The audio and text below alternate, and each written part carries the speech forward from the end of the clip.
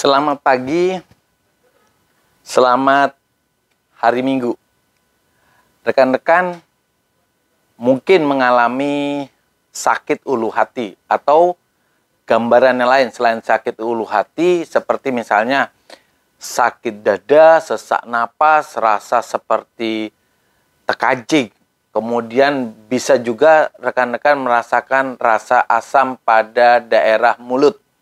Nah, itu merupakan gejala daripada refleks asam lambung atau yang kita sebut dengan GERD.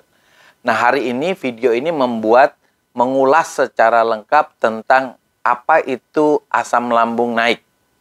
Nah, asam lambung naik ini bukan merupakan penyakit yang ada di dalam lambung, justru terbalik.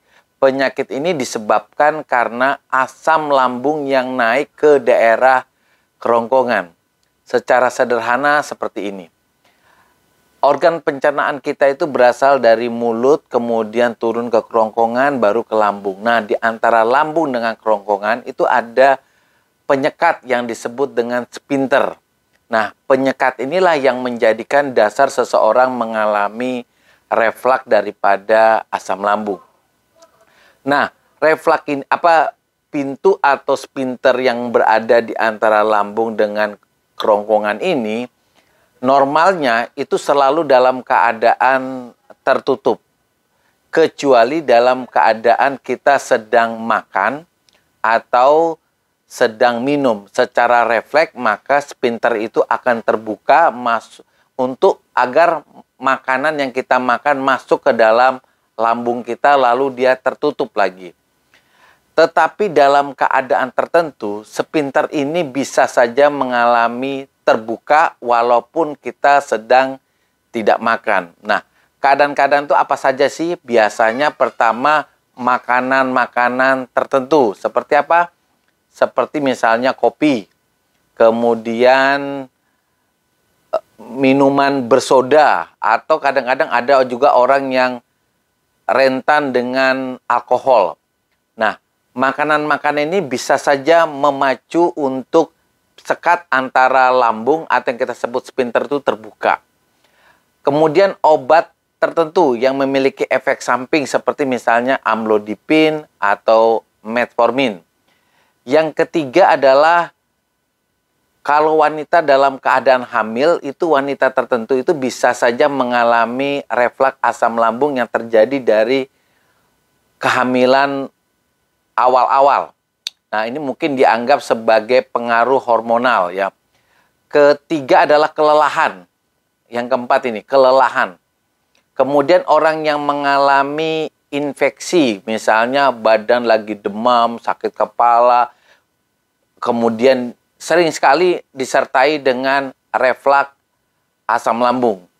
Penyebab yang paling sering yang mendominan yang membuat seseorang mengalami refleks asam lambung sering kumat dan tidak berkesudahan itu adalah penyebabnya adalah kecemasan, panik, kemudian sedih yang berlarut-larut, kemudian rasa khawatir yang berlebihan atau yang terakhir ini kita sebut dengan psikosomatik.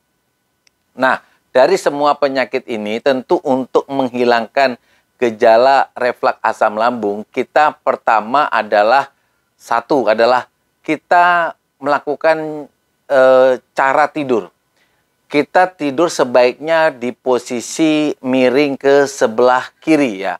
Kalau kita miring ke sebelah kiri maka posisi daripada lambung kita itu ada di bagian bawah. Sehingga untuk dia refleks selama proses tidur itu tidak terjadi. Nah, biasanya kita lakukan kurang lebih 1 atau 2 minggu tidur miring ke kiri.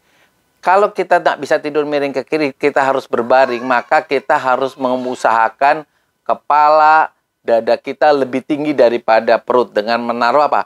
Menaruh bantal 2 di kepala dan 1 di pundak kita. Mungkin dengan cara ini sudah bisa mencegah refleks asam lambung. Yang kedua adalah kita minum antasida. Kita minum ya paling tidak 1 kali sehari menjelang tidur. Dengan meminum antasida kita sudah menetralkan asam lambung yang dimana asam lambung itu mengalami refleks umumnya pada saat kita tertidur. Karena pada saat kita tertidur, posisi perut kita biasanya lebih tinggi dengan dada kita pada saat kita tidur seperti hal yang biasa. Nah, dengan melakukan posisi tidur miring ke kiri, kemudian minum antacid 2 sendok sebelum kita tidur, itu sudah sangat menolong untuk mencegah daripada refleks asam lambung. Nah, pengobatan yang lain adalah menghilangkan gejala-gejala, misalnya memberikan obat anti radang, biasanya berupa penghilang nyeri. Kita bisa menggunakan obat sederhana seperti misalnya paracetamol, karena paracetamol di samping memiliki kemampuan menurunkan panas, dia juga mampu menurunkan rasa nyeri. Kemudian yang ketiga adalah mungkin memberikan obat-obat yang bisa mengurangi produksi asam lambung, seperti misalnya yang dikenal dengan ranitidin, simitidin, kemudian omeprazol, lansoprazol boleh bisa digunakan.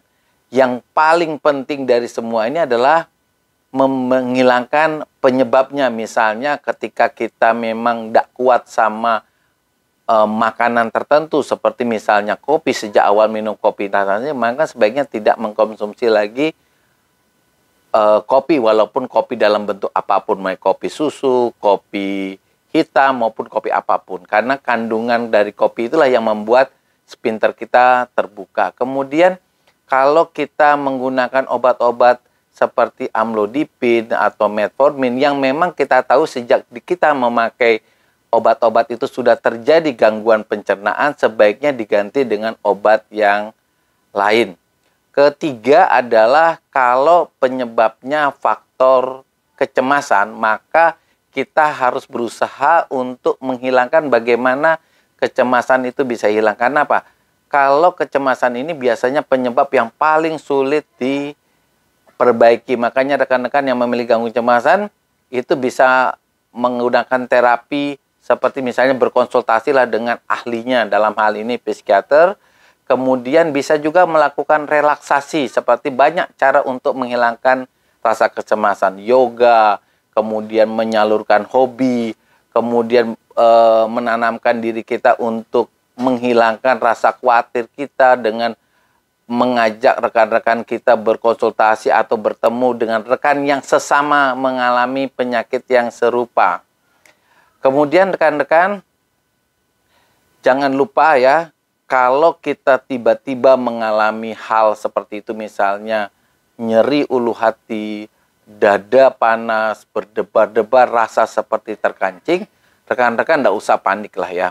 Terutama rekan-rekan yang mungkin takut karena hal itu merupakan dianggap seperti penyakit jantung, harus pastikan dulu kita memang tidak mengalami yang namanya seperti misalnya darah tinggi, gula. Nah, kalau teman-teman yang memiliki penyakit-penyakit yang dokter sebut tadi, harus melakukan pemeriksaan dulu ya. Karena apa? Gejala nyeri dada itu tidak selalu karena asam lambung, bisa juga karena jantung, terutama rekan-rekan yang memiliki riwayat seperti tadi, hipertensi dan gula. Dilakukan pemeriksaan. Jika memang aman, maka nyeri dada itu bisa saja karena mungkin sebagian besar karena refleks daripada asam lambung. Rekan-rekan tak usah panik. Pertama yang rekan lakukan adalah minum air hangat. Ya. Kemudian yang kedua adalah minum antasida, mungkin bisa 2 atau 3 sendok. Yang ketiga, minum anti nyeri seperti misalnya paracetamol atau asam apenampat yang ada di rumah. Keempat, jangan panik, tapi jangan dulu melakukan tidur berbaring, tapi lakukan posisi setengah tidur atau 45 derajat. Biasanya tidak lama dari itu, mungkin 10 atau 15 menit, maka keluhannya sudah mulai berkurang.